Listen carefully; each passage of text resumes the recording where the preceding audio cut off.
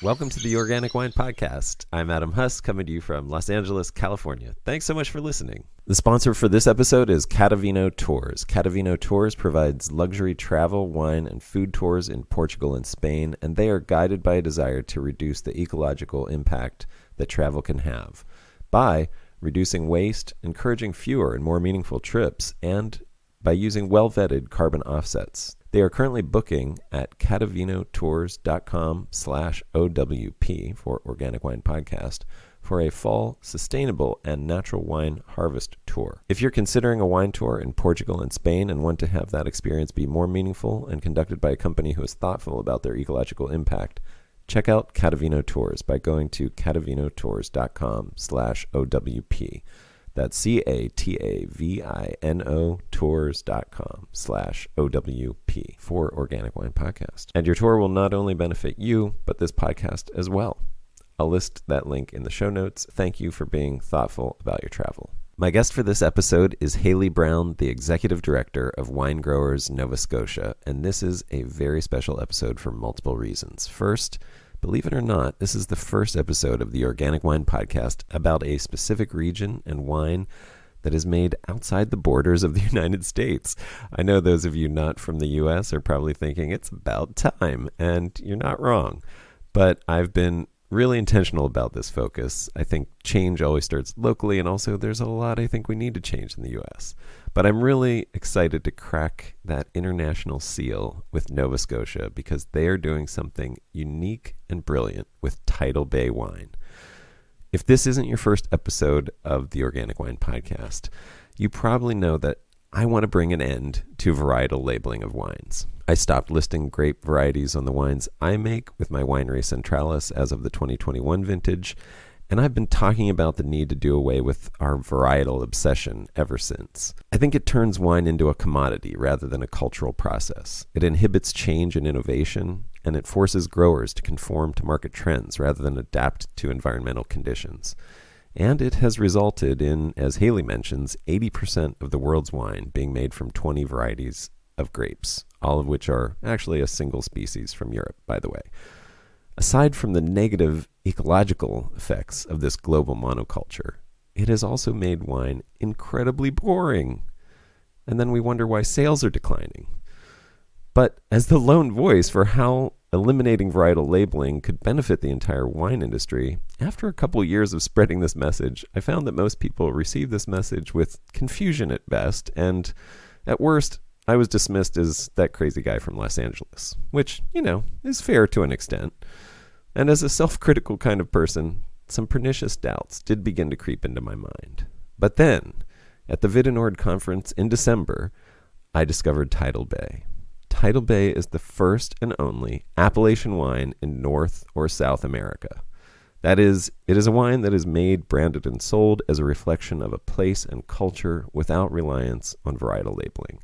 And honestly, for the first of something, I think the Nova Scotians did something that needs no refinement. The way they have conceived of and structured Tidal Bay is brilliant. It's flexible, inclusive, rigorous, reflective of their unique culture, and ensures high quality.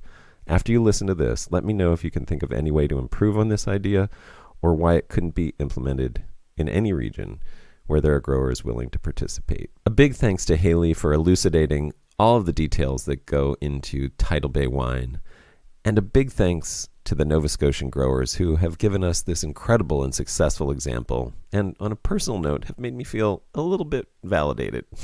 Thank you, and enjoy. Hi, Haley. Welcome. Thanks for doing this.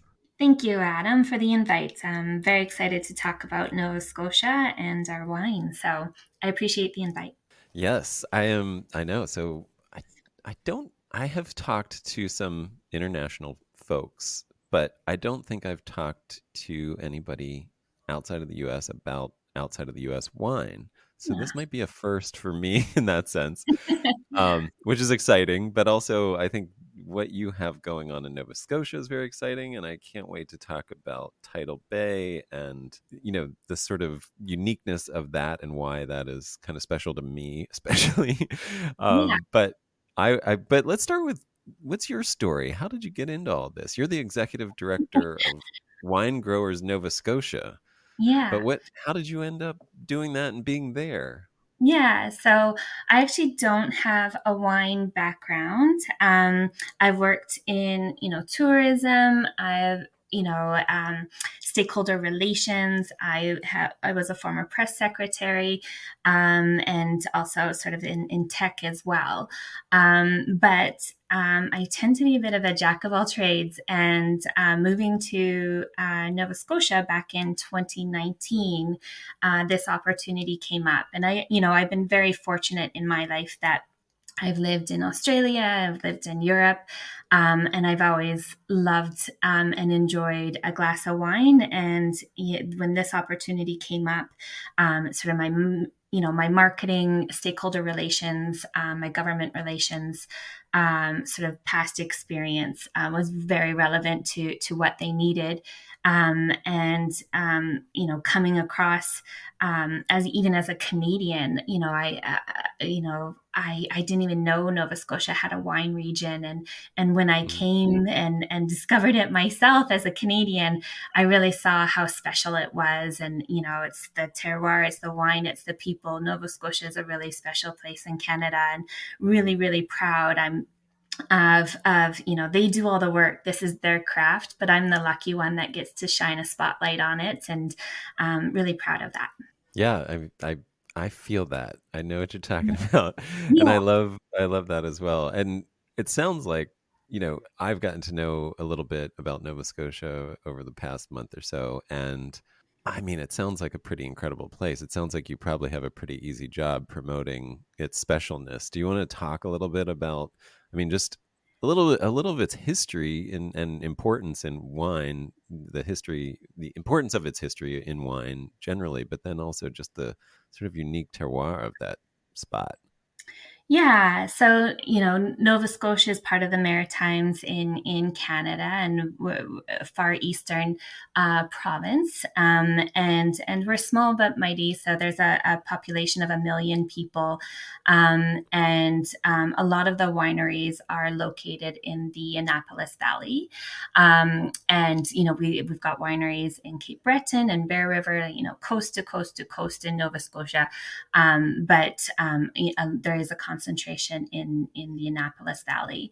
And it is a really special place. Over 400 years ago, when Europeans were landing on the eastern shores of North America, Nova Scotia has some of the first plantings in all of North America. Of course, those plantings no longer exist, and the current industry is relatively new, a few decades old, but it does have that vibrancy, that history, and culture.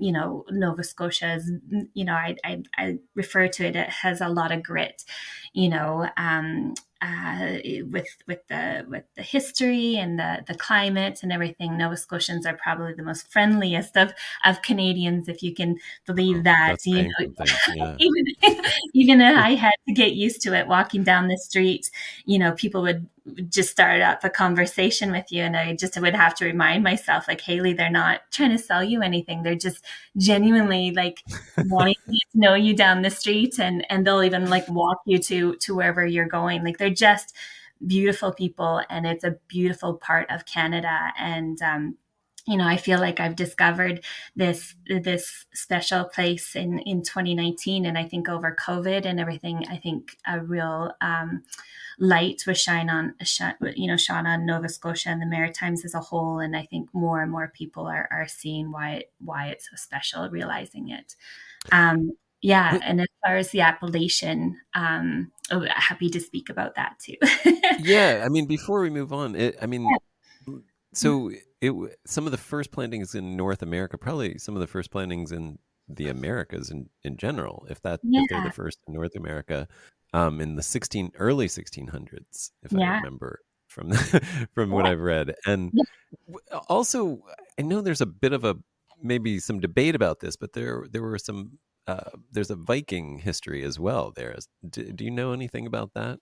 Yeah, I can't claim to be any expert, but yeah, there's been definitely different, just Nova Scotia. If you look on the map, we are really in the the middle of the ocean, and so I think it was a first landing for a lot of different regions and over the millennia. Have you? This is totally an aside, but have you watched any of the Vikings TV shows that are out now?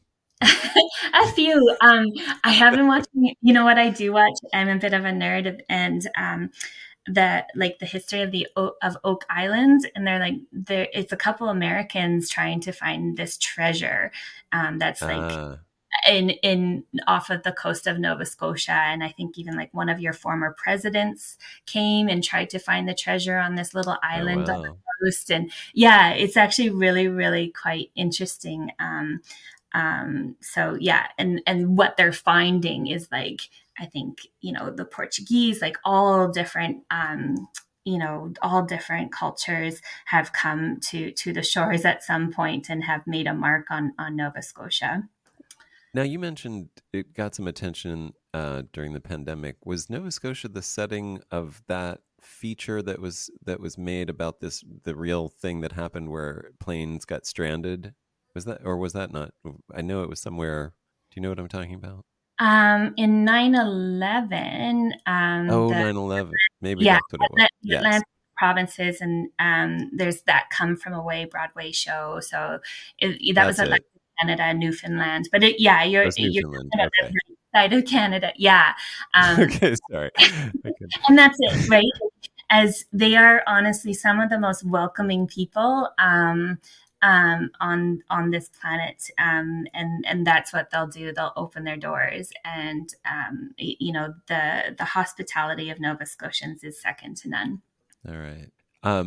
It's also unique in the world in terms of its climate in some very special ways related to tides there, which is really fascinating. So some of not some of the biggest tides in the world, if I am correct, right? The biggest tidal change from high to low tide. Yeah, so that is Nova Scotia, and I think that adds to the terroir of our wine. But yeah, we absolutely do have some of the world's highest tides, and we feel like that adds to the terroir and our wine. So um, yeah, it's a pretty special place, and if you ever want to come out with your family or anything like that, I'm happy to play host and show you around. But yeah, it's pretty cool. There's on every coastline there's something unique and special. There's Cape Breton, and then yeah, you can't say enough about it. And yeah, I mean, I've heard these tides described as bellows for the vineyards, where this huge outflow and inflow daily creates this. Obviously, like there's a maritime effect. It's an island, and it's getting all of that anyway. But this is makes it an even more extreme sort of version of that, where you just have this pulse of the ocean and the Yeah. tides that really pull in air and push in and pull out air. It, has that, what does that do? Yeah, I mean, what do you hear the wine growers talk about in terms of how that impacts what they're doing? Yeah, again, I think, the Bay of Fundy, it's, the amount of energy that, it's not just wine, but you can look at energy projects and everything. The Bay of Fundy is a particular place in Canada where the energy of those tides is, we try and look at, various innovations, not just with agriculture and wine, but various innovations and of trying to harness that energy. And I absolutely Yeah. am a strong believer that energy can be harnessed in the agriculture that surrounds the Bay of Fundy. Yeah, that's pretty cool. Yeah, I can imagine green energy by harnessing tidal energy would be a really Yeah, valuable thing. Yeah, it's pretty phenomenal.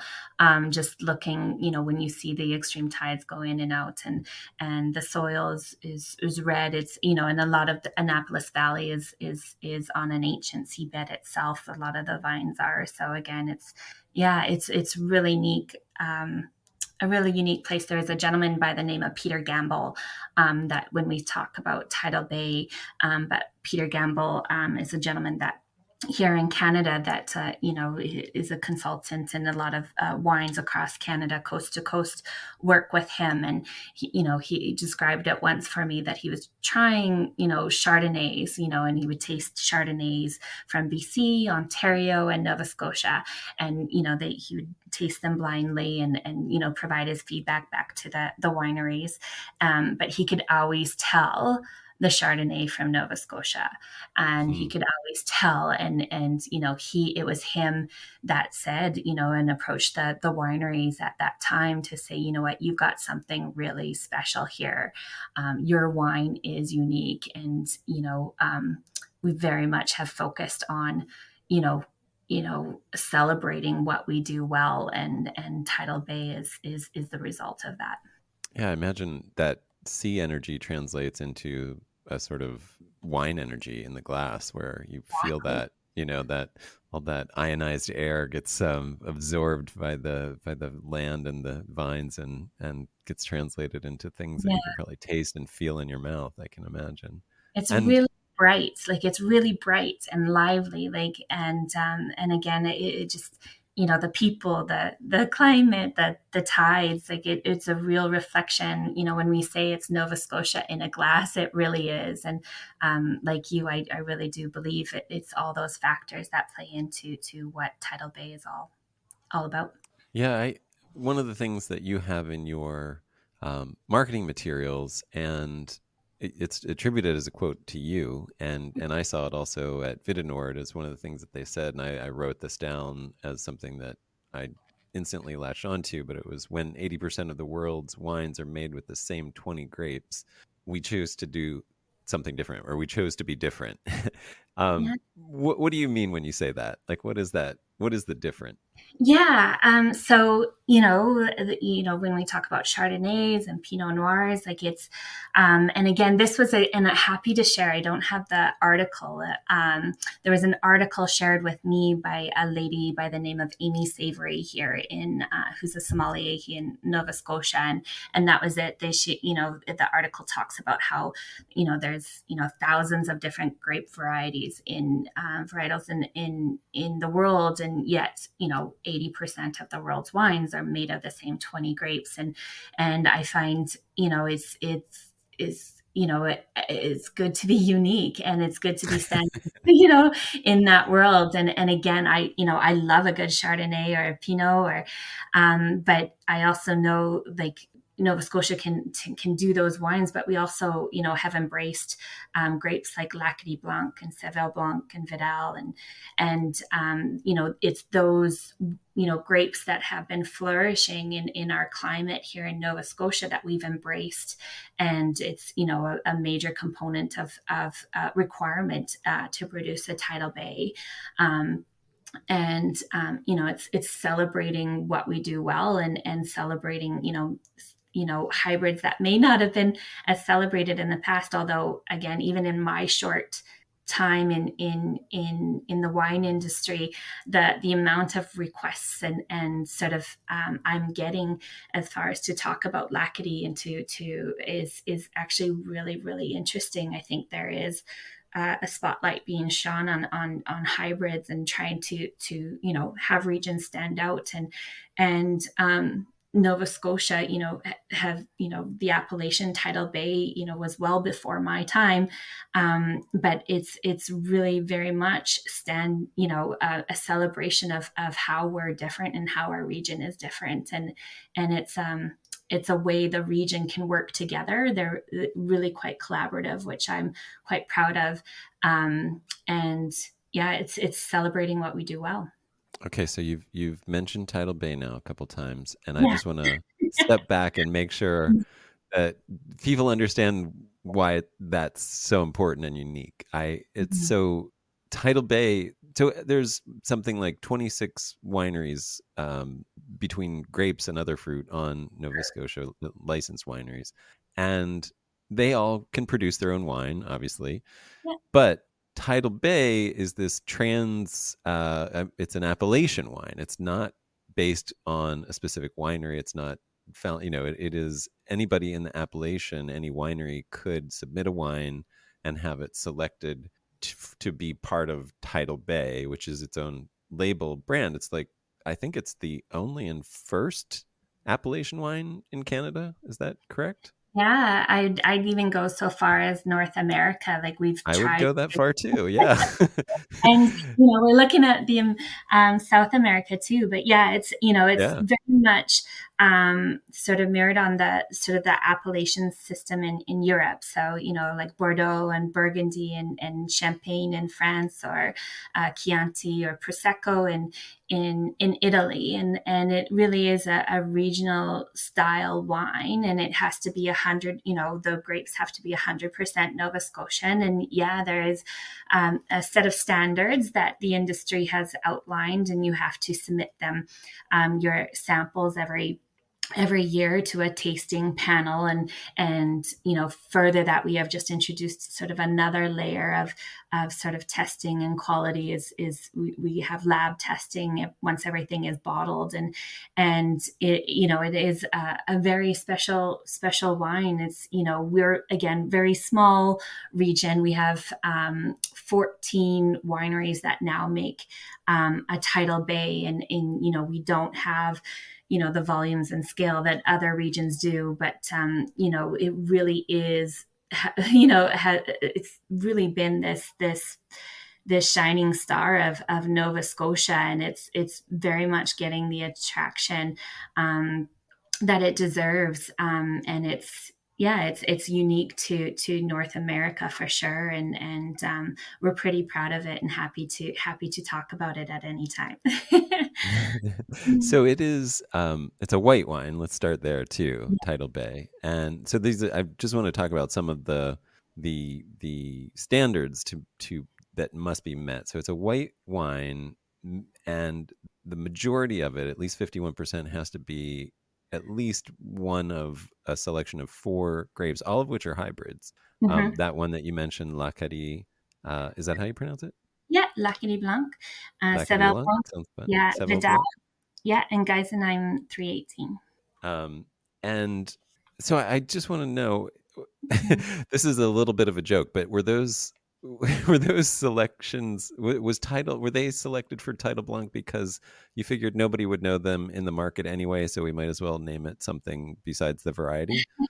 No, I think it was actually like it was more of these grapes flourish in Nova Scotia, and again celebrating what we do well, and the uniqueness of Nova Scotia, and again like we absolutely our Chardonnays are sparkling, even um, some of our particular whites and our rosés are getting international attention, but this was something that we could produce, that was unique to Nova Scotia. And again, these grapes do really well in our cool climate, and why not bottle it?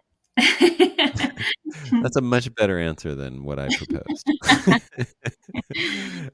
But there are also a whole selection of at least, I don't know, 20 other, something like that. I mean, there's a lot of other grapes that could go into that, but they would have to be a minority in the blend. Correct. Um, and and potentially somebody could just make 100% Lacady, and be entitled Bay if it met all the other requirements. Is that right, or is it required to be a blend? Yeah, absolutely, it can. It could be. So yeah, so it's whatever's doing well for that for that farm in that particular niche, and or whatever the grower has an abundance of that year potentially, because from year to year it can change too, is right. There's no requirement that you have to submit the same blend or anything like that from year to year. Yeah, no, it can absolutely change year over year.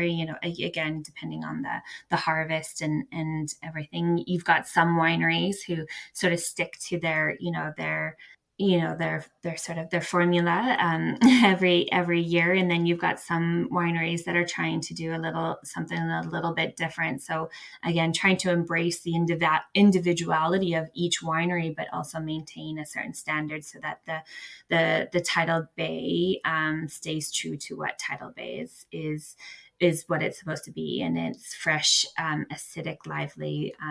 It's a great wine in a summer afternoon, especially Low with alcohol too, right? Under yeah. 11, like 9 to 11%. Yeah, correct. Yeah. Wow. Which we are finding, seems to be, something that is so asked more forward, more often is having sort of more low alcohol wines. And so Nova Scotia, definitely the Tidal Bay wine in particular, has that lower alcohol content. Yeah, I mean, it's really fascinating for me coming from California, where if we did anything that was 9 to 11%, it would, we would be harvesting green ripes before Veraison to get that. Right now. Yeah. Yeah. Um, they're just, yeah, the heat it's a different, has a whole different impact on Yeah, ripeness and for sure. alcohol levels. But that sounds lovely. And it sounds like it goes really well with what I imagine like what would be dominantly a seafood sort of culture there where it's located. Yeah, there's, a term before me, but what grows together goes together, and it absolutely Yeah. pairs exceptional with our seafood, our lobster and oysters, and it absolutely does, which is great. Yeah. So as I've mentioned to you, I'm a huge proponent of Tidal Bay simply for the idea of what it's embodying, that it's the first of its kind here in really the Americas in general. Hmm. It's really setting a great example. I know it's an old idea to have an Yeah. Appellation wine. I mean, but for whatever reason, we abandoned the wisdom of doing that when we started marketing, specific varieties back in the 70s. And that has become the dominant thing that people sort of don't question and don't realize could be holding the wine industry back in a big way, in my opinion. And I personally, I've stopped using varieties on my labels when I make wine, but Yeah. it has led to some really interesting discussions and even like conflicts or just Really? confrontations almost with people because Yeah. people don't are so used to varieties that they really don't understand how to say like, oh, this is Tidal Bay, it's not Chardonnay, or it's Yeah. not whatever, it's not Sauvignon Blanc, it's not, and I know you could say like, oh, it's a white blend, and maybe that's the way that people get around it. But do you, in the market and marketing of Tidal Bay, have you had any, I don't know, pushback or confusion or just these kind of discussions where people are a little unsure about like, well, what's in the blend, like where they really want to know, and you're sort of like, well, it depends, it's like it's different for every grower and every year, and here are the Yeah. Yeah. parameters that it could. I mean, do you like any stories of that you've heard or experienced yourself about trying to do this would be really interesting. Yeah. So I haven't, like, again, I've only been in the industry since 2020 here, but I haven't seen that pushback. If anything, when I've reached out to US media or anything about Tidal Bay and talking about Tidal Bay, you get questioned like, what is an appellation, or what is, they need, people want an understanding of what that is. But the Yeah. interest, like the amount of interest we get on Tidal Bay is absolutely phenomenal. And again, I think it helps too when a region is working together. Like we are all passionate about Tidal Bay. All our winery, the 14 wineries are all talking about Tidal Bay. And so when there's a synergy in the region and the industry, I think that just like amplifies the message. And when you talk about appellation or European style wine, and you that's how you sort of explain it. And that's what I tried to do at the beginning of this call, is very much explain, it's like a Bordeaux or Burgundy or Champagne. Like when you put it in that context, I think that's what's clicking. That's how I've always explained it. And again, I think it sometimes helps that because I don't necessarily have a wine background, I make it easy for me to understand. And so if I can understand it, I hope others can. And so it's just, no, I like it's, I'm finding the exact opposite. I'm finding the amount of interest, and what we're trying to do, especially during COVID, is put out a lot of like informational videos out about it. And I've shared with you our media kit that like outlines it. We do a lot of like sort of training and sort of informational sessions because it's not a concept that especially in North America or New World wines have adopted. Um, but there is sort of a fascination around it for sure.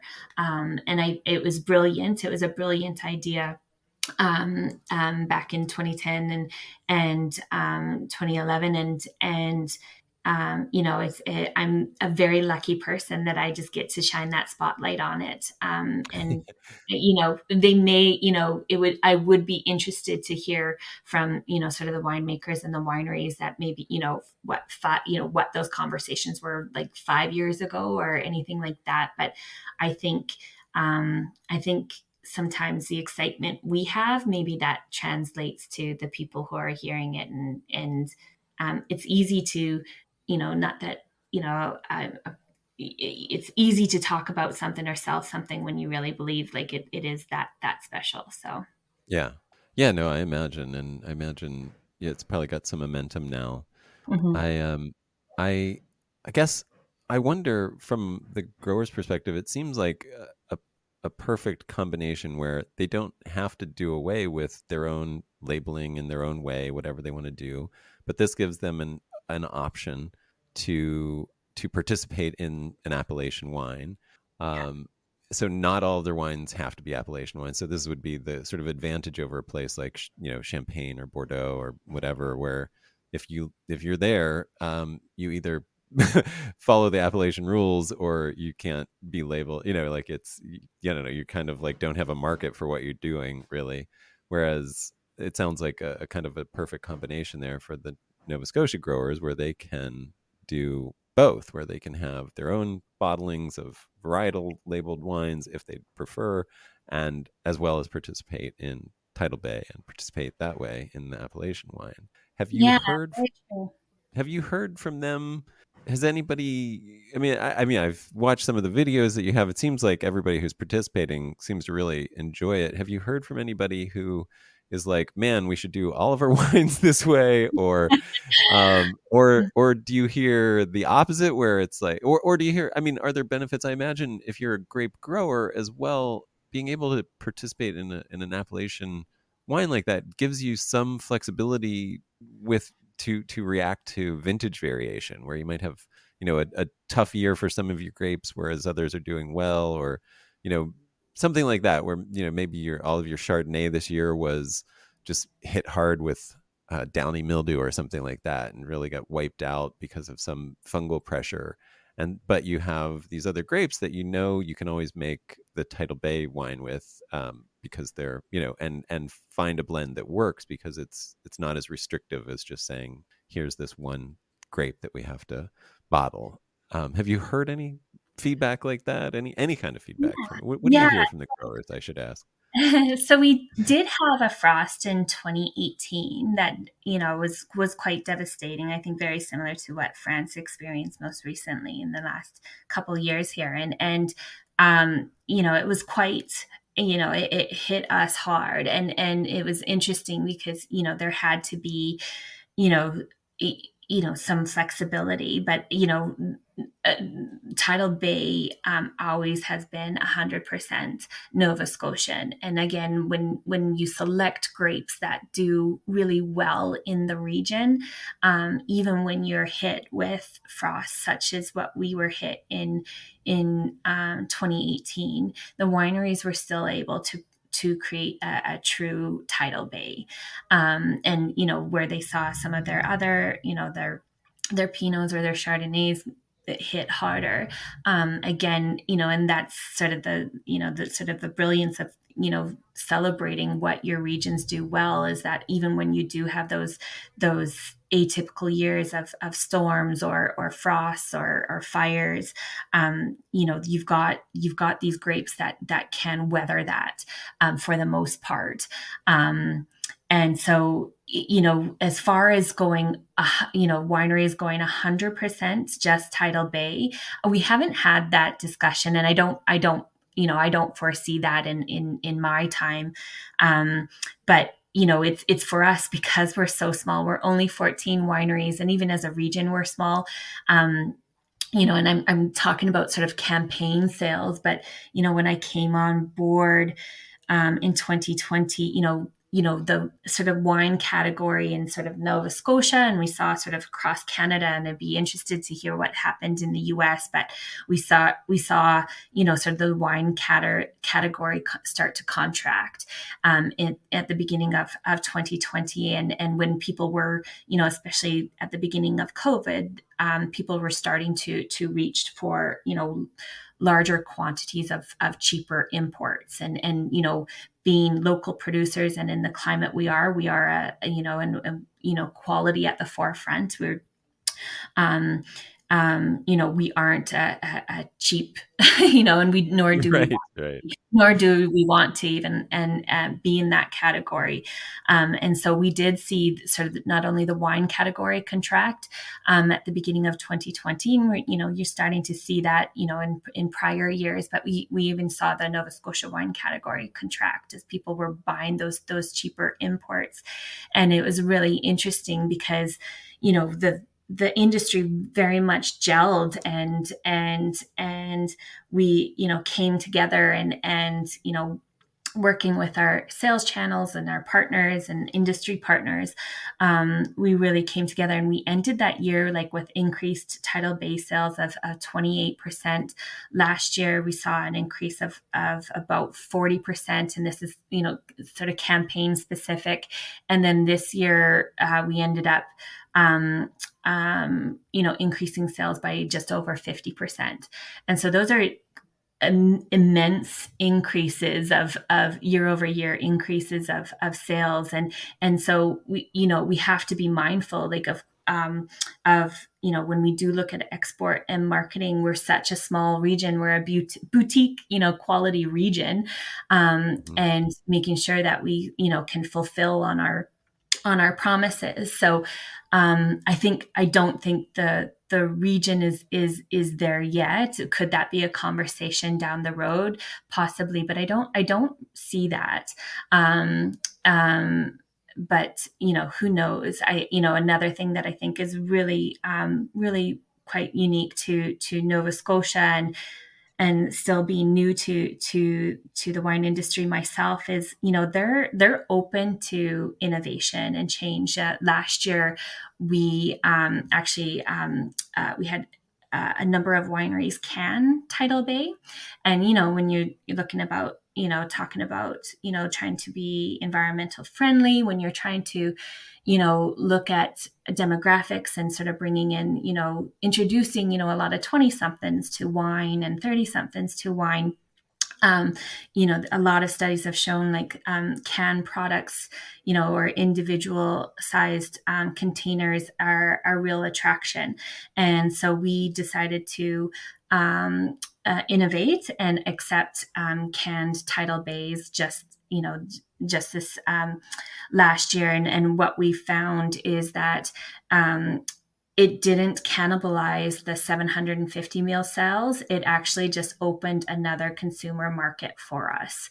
And that's why we saw, and that's why we saw that tip over of 50% of increase sales. And again, it wasn't cannibalizing, it was just introducing a new sort of container option for other sort of demographics that haven't maybe adopted sort of wine culture And so it's been really interesting, and again, really proud to be part of an industry that is willing to innovate but keep quality at the forefront in order for us to or wineries to can. We implemented that sort of second testing where we send the canned Tidal Bays, all canned Tidal Bays, and the bottles to a lab for testing, just to make sure that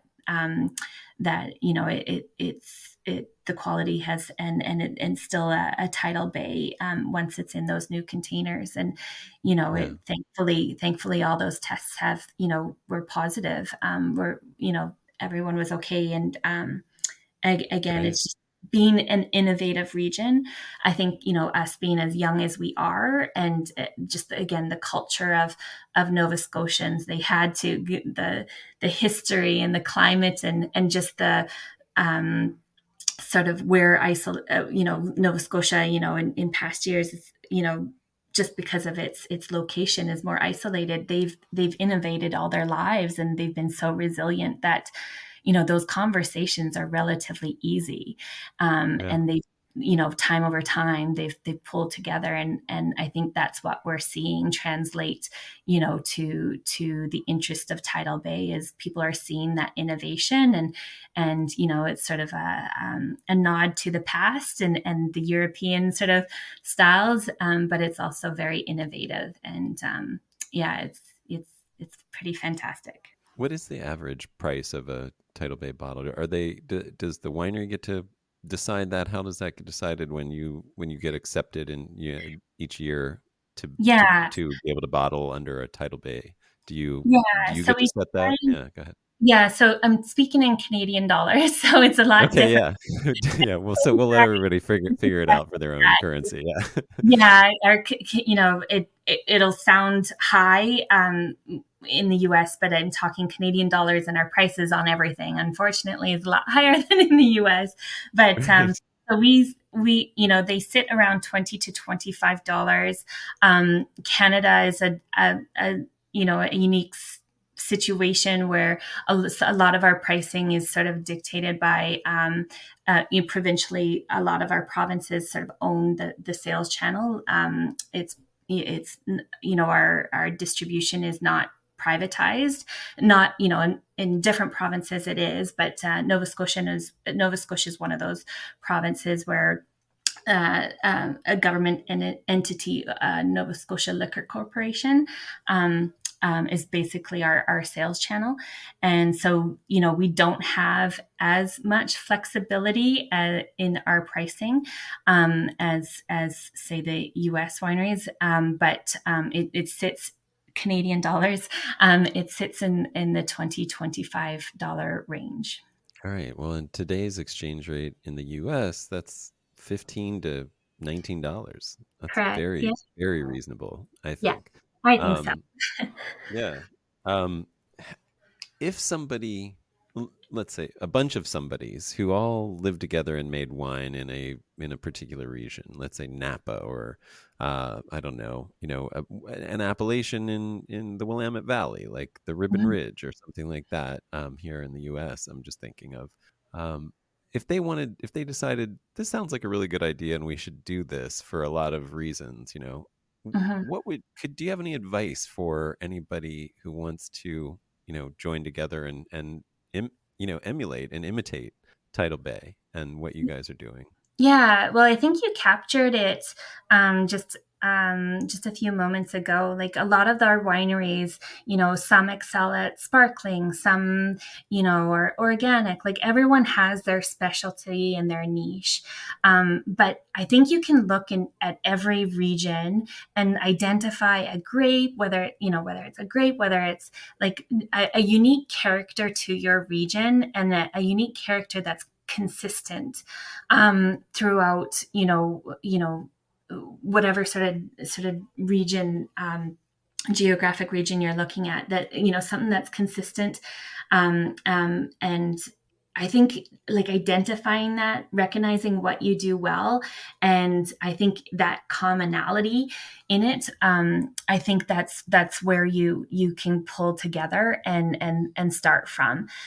Each region is unique, and I think we have to do a better job of celebrating our uniqueness. I think even just a new entrant to the wine industry, you hear a lot about these words like terroir and everything, but what is it about your terroir that makes you unique, and what is it that this region does really well and consistently well, no matter if there's a frost or anything? What do you guys do well every year? And start from there. Something as an executive director coming to this industry, and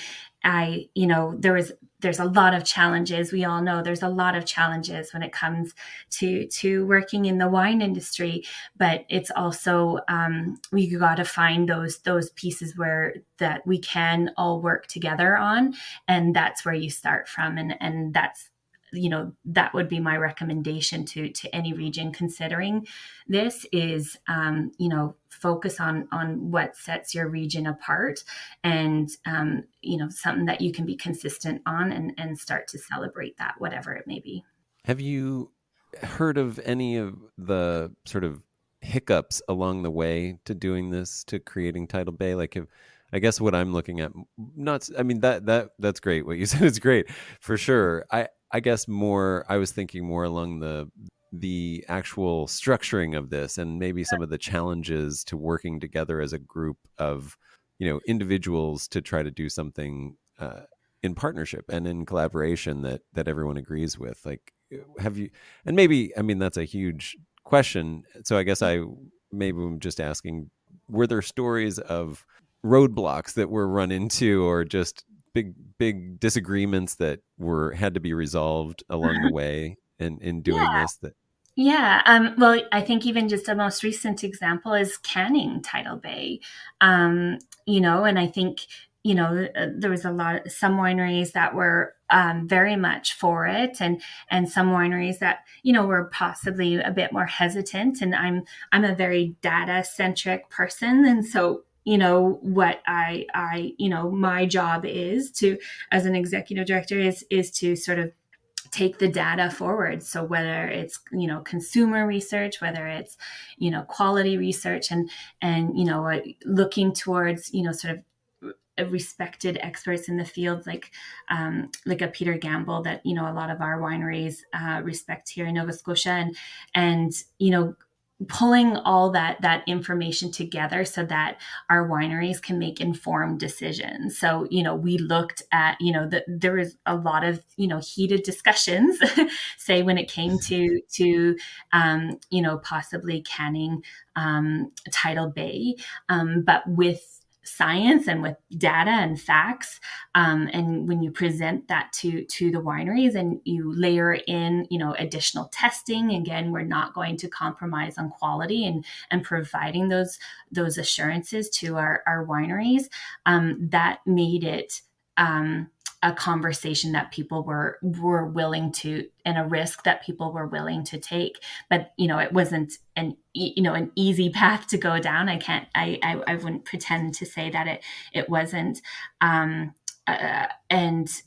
but we came to that conclusion within 4 months. I think that's an exceptional speed yeah, to sort of navigate an industry through, and proud of that myself. And again, it's bringing in data and facts, and trying to park personal opinions, and overall, and just a reminder to everyone is when we attend our board meetings or have our discussions, is you park your winery hat at the door and you bring your industry hat and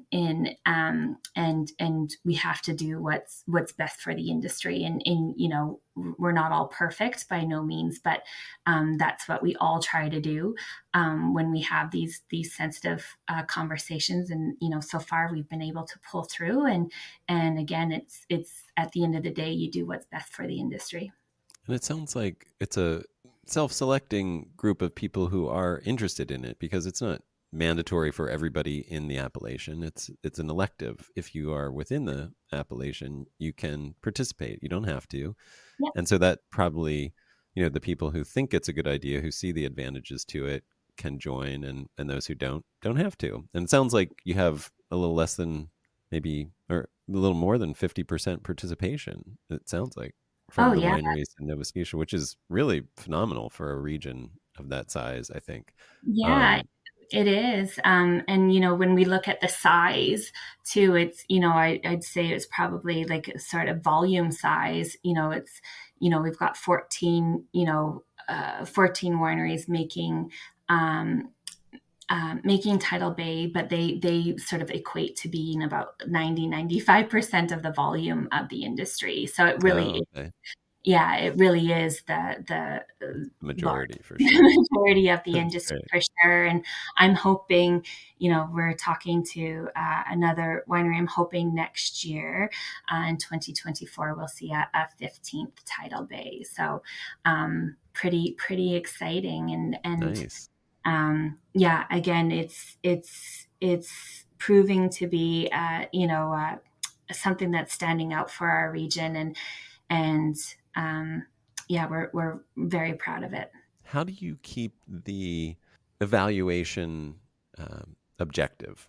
Like, who does the reviews and judging of each year's submissions of wine? Yeah, so it's a blind tasting panel.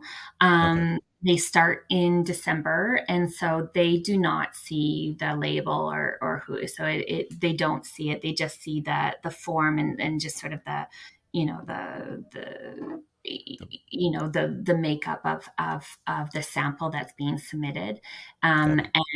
and it's a sort of a pre-selected list of individuals. So the wineries don't necessarily know who's on the panel for that year.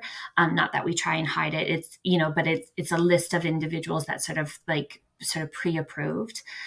We have two bodies that are consistent year over year. So again, providing that consistency of making sure year over year that panel has some consistency. It's a panel of 5, but it's blind, and wineries have up to 3 submissions that they can submit. I haven't seen a winery not not make it past the third, but they have.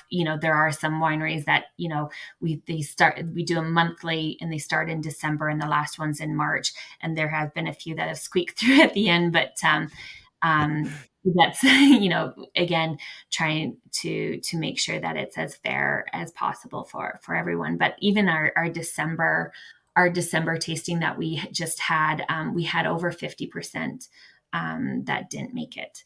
So it's not that it's an easy pass. We take it, the standards seriously, and that was sort of the results of the December tasting. So when that happens by March, what of that remaining 50% that didn't make it does make it? Like, did they Yeah, resubmit then? Like, go back and do some alterations to the wine, yeah. or bottle some different blends or things like that? Yeah, so they can resubmit 3 times, and usually by March, there's maybe just one winery. It's usually a smaller one that is submitting. Usually, December is a tough one because the wine is still so new, and Yeah, I was gonna so say, yeah. December, yeah. So December is a tough one, and they can actually, resubmit the, pretty much the same blend, and it will pass in January just because the wine has had a bit more time. December is a tough one, but yeah, it's by March. It really is maybe just one winery maybe submitting at that time. January is a good one, and we're actually our next um, panel is this Friday. So Nice. Do you have to submit at each one? Could you wait till March? Like, if you yeah, wanted to, you you can could wait. just, if you're like, yeah, it's No, not ready, there's no way, I gotta wait, kind of yeah, thing. definitely not recommended to wait till March. Just in case you don't make that one, that's your Yeah, last shot. I haven't Right. seen that yet, and I would be, I that would be tough one if you're just Some of the submitting. really cocky producers will be like, oh yeah, I got this. I got this.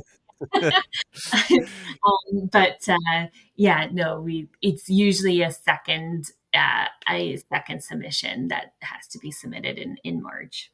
Nice. Okay. Yeah, Yeah. this is really interesting. And you mentioned sustainability and organic farming and things like that. Mhm. What percentage? I mean, I don't think there's a requirement for Tidal Bay with that, No. but I know that Nova Scotia sounds like it's got a pretty decent track record as far as that goes. Do you have any data on who is doing or how many people are certified some form of organic or biodynamic or otherwise? So we've got the Lackady Winery that's organic, and we've got um, Lightfoot and Wolfville, Benjamin Bridge. I would say, for Nova Scotia, given the size, I think we're very much forward thinking as far as lower intervention or wines or organic wines, and those three in particular stand out as very forward thinking, and when it comes to organic. And so yeah, those three wineries. I think as far as to again innovation overall, our industry is just the culture and the environment that we're in.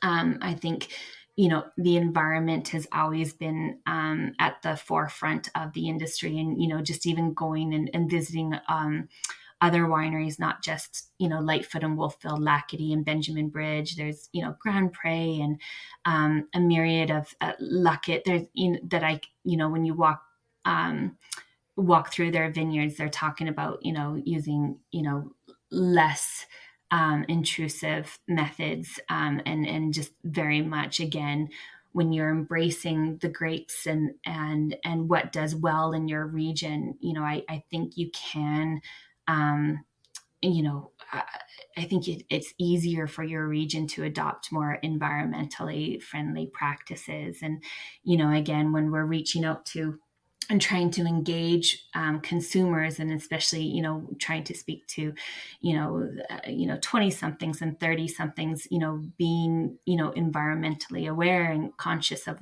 the of your industry.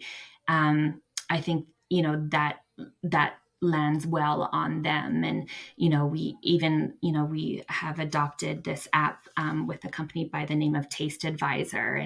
And again, it's another tool that our industry has come together to work on. And by downloading this app, the Wines of Nova Scotia app, you can easily select like a consumer, if they are looking for organic wines or anything specific. This app, you just search for it and all those wines will be listed. So again, trying to make sure our region is forward thinking, innovative, but quality, but also making sure we're communicating and engaging, not just 40 somethings like myself, but making sure that we're innovating and engaging consumers in new ways, so that when they have their preferences, whatever it might be, even whites or reds, especially wine can sometimes be that intimidating to talk about its tools, like our Wines of Nova Scotia app, that have really enabled us to engage consumers in different and unique ways. So hopefully in a long way that answers your question. Yeah, no, that's great. That's great. No, I think my only other question is how does one get to Nova Scotia? What's the best way? Plane. Yeah, I was hoping sailboat would be. you can do that too. Absolutely. Sailboat, plane, driving to Nova Scotia is really, really, there's an international airport. There's, direct flights to, I think it's a 2 hour flight to New York, a 2 hour and a half flight maybe to Boston. It's, I think even if people know Toronto quite well, in Canada, it's a direct flight from Toronto to, if that needs to be your first stop, it's another 2 hour flight. It's only, again, we're sort of in the middle of the ocean. It's, I think, a 4.5 direct flight to London, England. And so it really is like uniquely situated in a great spot to for Americans or even Europeans to come to. Oh, nice. So there's a bridge right from New Brunswick across a little channel. Is that right? Or how Yeah, is that? Yeah. absolutely. So if you wanted to drive, Yeah. got it. Pretty Yeah, accessible. yeah. It is. It really is, and it's connected to the mainland Canada. It's not an island, but it is, like, yeah. There's bridges to PEI and Oh, I um, gotcha. I see what yeah, you're saying. yeah. Yeah. It's all right. Yeah, it And looks like an island, but I guess, yeah, you're right. It's more like its yeah, own little whatever you would call that peninsula. peninsula. Yeah, It looks too extreme to be a peninsula, I think of, but I guess that's what it is. we are a bit extreme. No. But yeah, it's, and it's pretty magical. Like when I drive through wine country, of course I'm biased, but I've been very lucky to travel and live in different parts of the world. And every time I drive to the wine valley, and yeah, it's special. And I'm very, very lucky to be able to speak about it and represent the Nova Scotia wine industry. Well, great. Well, thank you so much for doing that. It's Yeah, really exciting to hear about, and I think I love the example that you're setting with Tidal Bay. It's a real special thing, and I hope I can bring a little attention to it as well, because I think it's such a great model for other people to follow in our world out here outside of outside of Europe, where where I think we need a little more Appellation focus. I love yeah. it. Yeah, It's it's doing well for us, and it's proud, and we're very proud of it, clearly. And thank you, Adam, for the invite. Really, really appreciate it. And again, the offer is there if you ever want to come and visit. We're happy to host you and your family and friends, and the hospitality and the wine is amazing, and our seafood. So oh God. I mean, I want to do more than visit. I'd love to yeah, just stay, come and never leave. Sounds great. yeah, we'll figure it out. Yeah. All right. Thanks, Haley. I really appreciate it. Okay. Thanks so much for listening. I hope you enjoyed that as much as I did. And if you did and would like to support this podcast, please do. There is a Patreon link in the show notes where you can subscribe with a monthly, very low subscription to add monetary support, or please subscribe on your feed, wherever you listen to this podcast. Subscribe and follow this podcast so that you will automatically download it when each new episode comes out. That's one of the few metrics that we can measure to see the support and listenership of this. And otherwise, if you're already listening, subscribe, supporting, whatever, just a long-time listener, haven't done anything, please do a review. If you would, any positive review with 5 stars and a nice word is fantastic and helpful, and really improves the algorithmic performance of this podcast. So thank you so much.